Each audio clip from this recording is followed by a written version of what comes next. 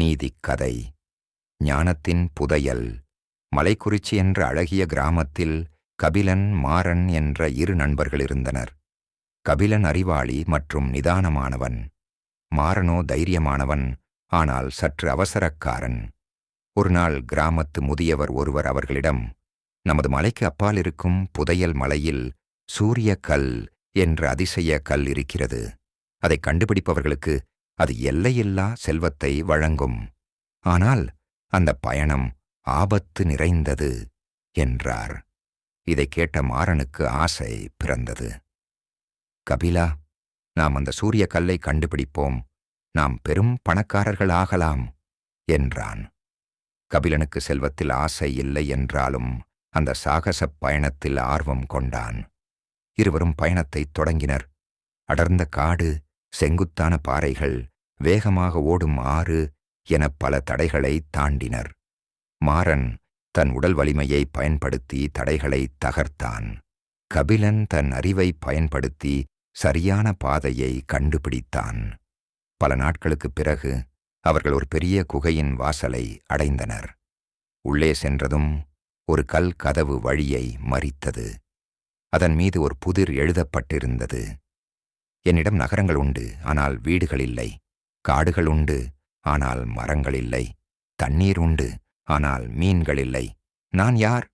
மாறன் அந்த கதவை தன் பலத்தால் உடைக்க முயன்று தோற்றான். இது ஏதோ தந்திரம் என்று கோபப்பட்டான். ஆனால் கபிலன் அமைதியாக அந்த புதிரை படித்தான்.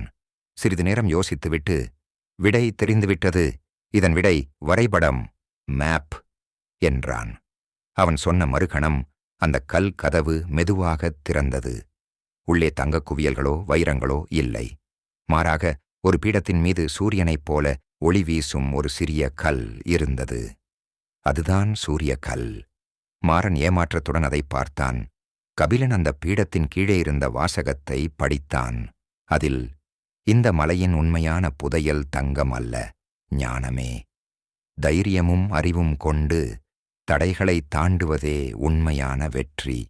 இந்த கல்லை அடைந்த நீங்களே உண்மையான புதையல் என்று எழுதப்பட்டிருந்தது. அப்போதுதான் மாறனுக்கு உண்மை புரிந்தது. அவர்கள் சந்தித்த சவால்களும் அவற்றை தீர்க்க அவர்கள் பயன்படுத்திய திறமைகளும் தான் உண்மையான செல்வம் என்பதை உணர்ந்தான். கபிலனின் அறிவையும் தனது தைரியத்தையும் இணைத்ததால்தான் அவர்களால் இங்கு வர முடிந்தது என்பதை புரிந்து கொண்டான்.